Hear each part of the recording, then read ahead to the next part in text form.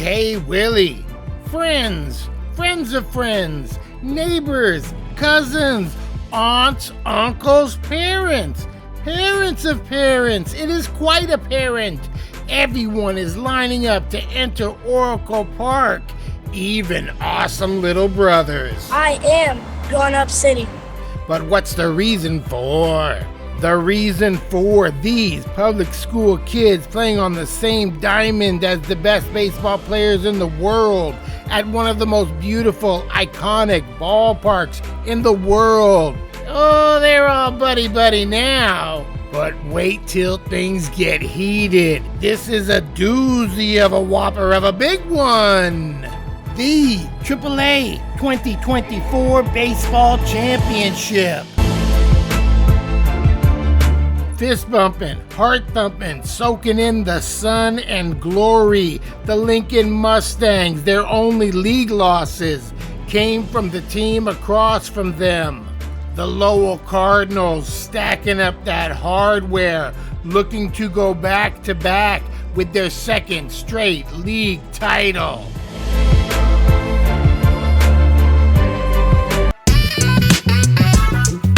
It's tricky to make a play to start the day is tricky.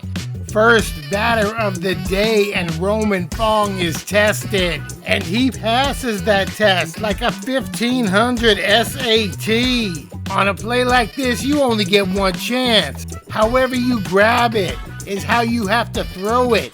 And he grips it and rips it.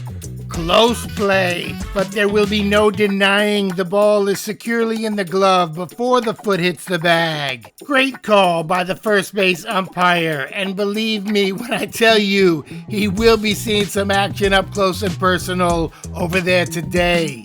Lowell has got their ace in the hole going on championship afternoon.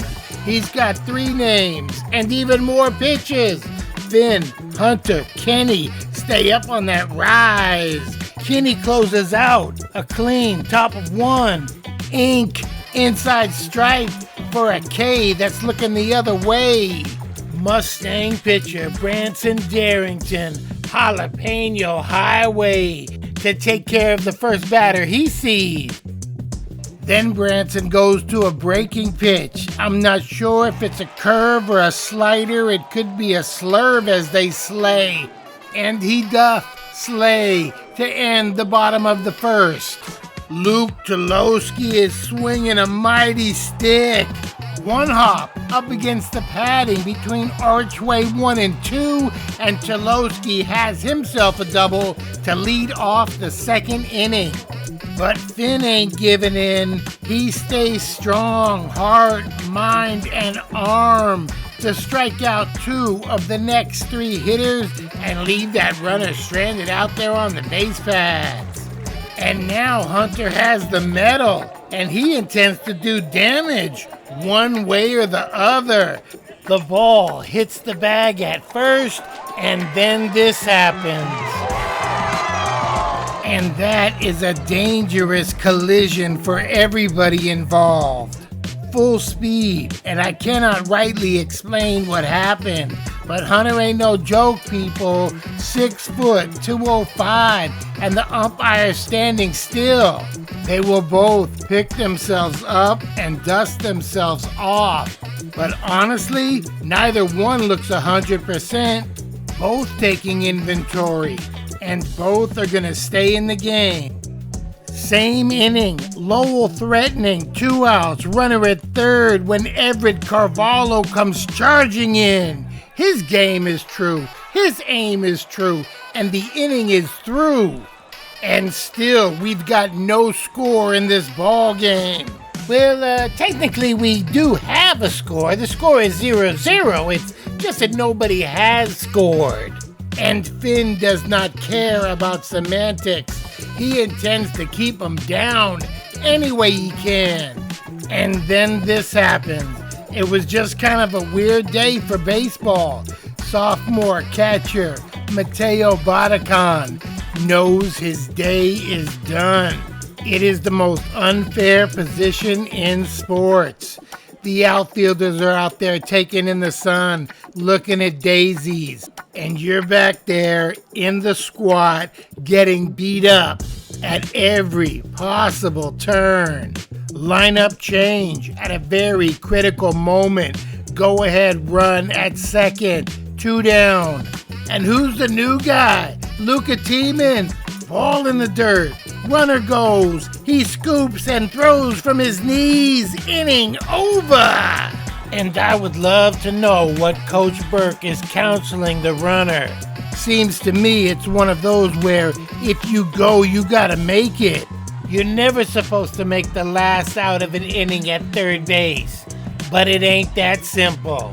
To me, this is a good play for the following reasons. It was aggressive. Lincoln has been having trouble stringing hits together, so he's just trying to rattle that cage and make something happen. The catcher is fresh back there. He's not the starter, and maybe his arm isn't warm. It's a right-handed batter, making that throw even more difficult. Often it sails off into left field. But in the end, it's not all about the X's and O's. It's about the Jimmies and Joes. And Luca did the most important thing in sports. He made a play. Inning over. Let us move on. And along comes Reggie Fong, who crushes it like a piñata. And there's too much heat on that ball. It will not be caught. And the candy that comes out of the previously stated piñata is a leadoff double in the bottom of the third. And I'm not quite sure, because I don't really understand these kids nowadays. But I think he did it crane style. Then with the crane at third, his brother, the Centurion, Roman Fong. And that is solid contact. It's a family affair. Lowell up, 1-0, runner at third, and they just gonna try to steal home. Oh, they got brass. Branson to Charles Harding, sweep tag, and they got him. Or did they? The Cardinals not too happy about the previous events. Was it a balk? Was he safe at the plate? They're going to talk it over under the watchful eyes of the L Rock coaching staff. And that's just going to give us another chance to play America's favorite game show. You make the call. And in an historic turn of events, it's our first ever 2-for-1. Did he balk? And was he safe at the plate? First of all, concerning the balk, I looked up the rules and it was kind of complicated, all right? It hurt my head, so I gave that up quickly. So I called some people who are supposed to know, and this is what I got. From here, he can deliver the pitch or step off and become a fielder. But does he break his hands first before he steps off with the right foot? Damn good question. So as for the balk, I don't know. That's above my pay grade, seeing as I don't get paid anything at all. But I will get definitive on the play at the plate. Switch to loco slow-mo mode to get this job done. I'm saying tag on him before his heel touches the plate right there. And look at the catcher Harding. He's looking in his glove. He doesn't even know if he got the ball. You got it, my friend. You got it. So now that we've seen it up close and personal a few times, it doesn't matter what we say. It matters what these guys say. And after a lengthy discussion, they say, we were right all along. Lowell coach Daryl Simeon, not a happy camper. He comes out with logical arguments and an actual physical recreation of the preceding events. And despite the wholehearted effort, it's an argument we all know he's never gonna win. And that concludes this week's historic episode of You Make the Call. Kieran Baker, an excellent job of hitting as he greets it out in front of the plate and drops it into the opposite field for a 1-out single. Mr. Baker would be at second base with more interesting happenings to come. The kid gets caught in a pickle as he jumps from the jelly into the jam. And in a wild turn of events, the umpire rules fielder obstruction right there, saying he forced the runner to deviate from the previously established base path. That will result in Mustang runners at second and third, the potential tying and go-ahead runs with one out in the fourth. We're halfway through this game, and these teams have played 3 times previously this year, and the Cards have yet to yield a run, and that theme of strong pitching continues to ring true. Now on the bump for the Cardinals, Hiroki Aoshima with plenty of pressure on his shoulders, and Hiroki can handle.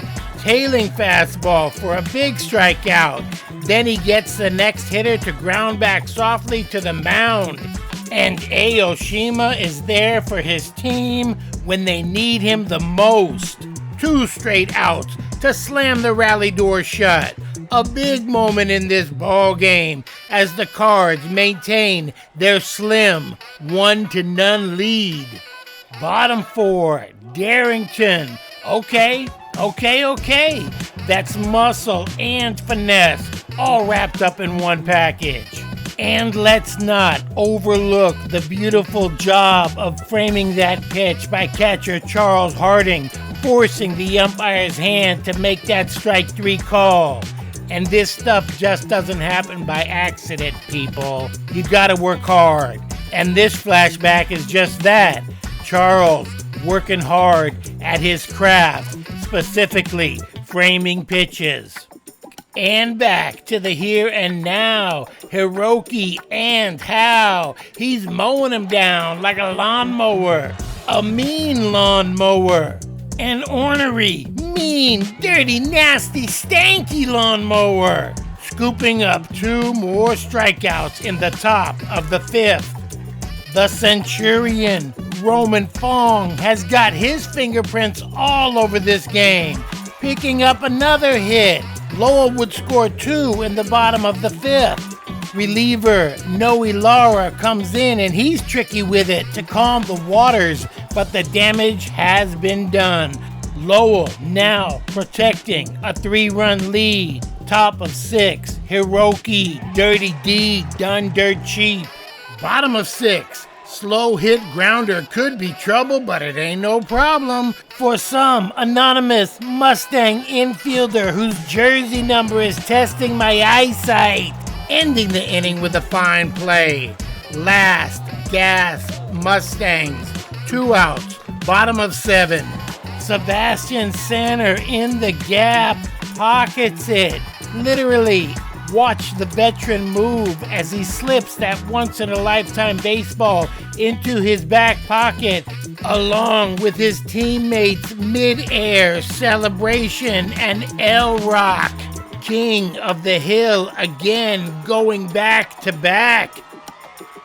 And if I was a real journalist and had to tell you the story of this game, it would be their continuing pitching dominance. They had 5 hits and scraped out 3 runs, but the Hurlers threw a combined 2-hitter and refused to yield a single run. And let me throw some more amazing numbers at you.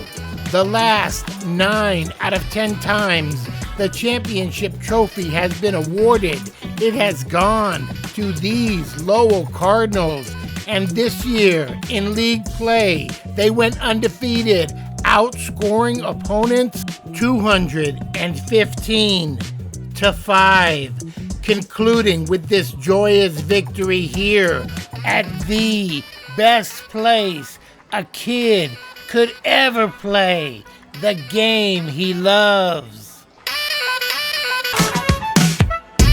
You know, we had a couple moments in the game where we messed up on some errors, but we needed to hit the ball better, and we just unfortunately weren't able to. And, you know, the outcome is if you don't hit the ball well, then we're not going to win. So that's what happened today. How do you deal with losses in your life? You know, you just got to move past them. You got to move past them as quick as possible and just put it behind you, because if you don't move on from it, then you're never going to move on in life. Tell me about, do you feel fortunate just to be able to play at this wonderful stadium? Oh, very fortunate. You know, I've been wanting to play here since I was a sophomore in high school, and I wasn't able to do it my first 2 years. Then this year we finally were able to do it and we put up a good fight. Tell me about the beauty of baseball and why it appeals to you and what makes it such a great sport. Well, I've played baseball since I was born, so it's been very exciting ever since I was a little kid. So ever since I was little, I just love the sport, and it's always been my favorite thing to do.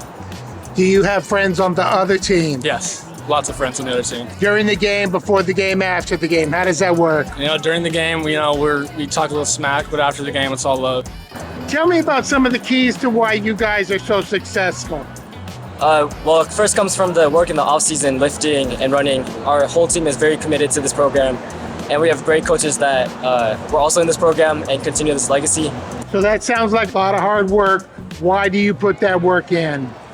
It's because I love baseball. Baseball is life. I don't know life without baseball, and it's just what I do.